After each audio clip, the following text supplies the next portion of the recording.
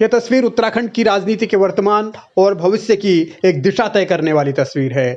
भविष्य में क्या होना चाहिए, किस तरीके से होना चाहिए, ये बात उत्तराखंड के कद्दावर नेता भगत सिंह कोश्यारी उत्तराखंड बीजेपी के मौजूदा 2 टॉप लीडर्स को बता रहे हैं। एक तरफ मुख्यमंत्री, दूसरी तरफ प्रदेश अध्यक्ष। ये सियासत आगे किस तरफ जाएगी, उसको एक दिशा देने की कोशिश जेपी नड्डा ने भी की। जेपी नड्डा के साथ दिल्ली में महेंद्र भट्ट मिले तो जो नसीहत नड्डा ने दी, उस नसीहत पर महेंद्र भट्ट ने फौरन अमल करना शुरू कर दिया। हालांकि उससे पहले भी वो उसी दिशा में चल रहे थे, लेकिन नड्डा के कहने के बाद उस दिशा को उन्होंने और तेज किया। महेंद्र भट्ट की मुलाकात अब उत्तराखंड के थर बीजेपी नेता से हो रही है। अजय भट्ट से उन्होंने मुलाकात की, भगतदा से वो मिले।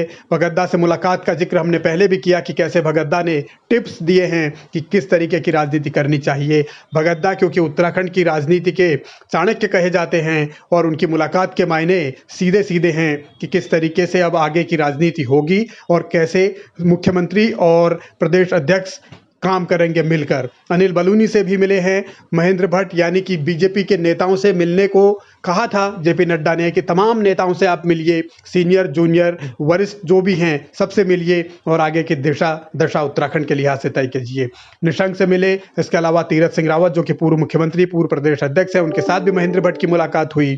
तो मुलाकातों के मायने सीधे सीधे यही है कि किस तरीके से उत्तराखंड में अब आने वाले दिनों में भारतीय जनता पार्टी की रणनीति रहने वाली है। मनोहर कांत ध्यानी ये बीजेपी के प्रदेश अध्यक्ष रहे हैं, राज्यसभा सदस्य रहे हैं, उनके साथ भी महेंद्र भट्ट की मुलाकात हुई है और बीजेपी के युवा विधायक विनोद कंडारी उनसे मिलने खुद गए थे। शैला रानी रावत केदारनाथ की विधायक है, उन्होंने भी मुलाकात की है। ये मुलाकातें हालांकि नड्डा के दौरे से पहले की हैं, नड्डा के मुलाकात से पहले की, जब महेंद्र भट्ट ने नड्डा से मुलाकात की।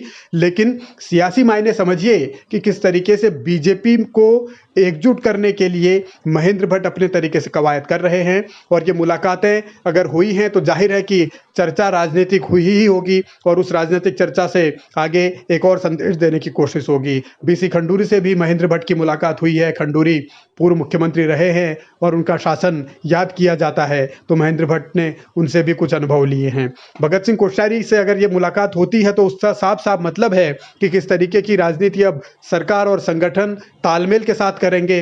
कैसे भगत सिंह कोश्यारी ने संगठन में रहते हुए बीजेपी को मजबूत किया और कैसे जब बीजेपी की सरकार थी तब वो कुछ न रहते हुए भी बहुत कुछ थे। तो वही चीजें अब आगे करने की कोशिश की जाएगी।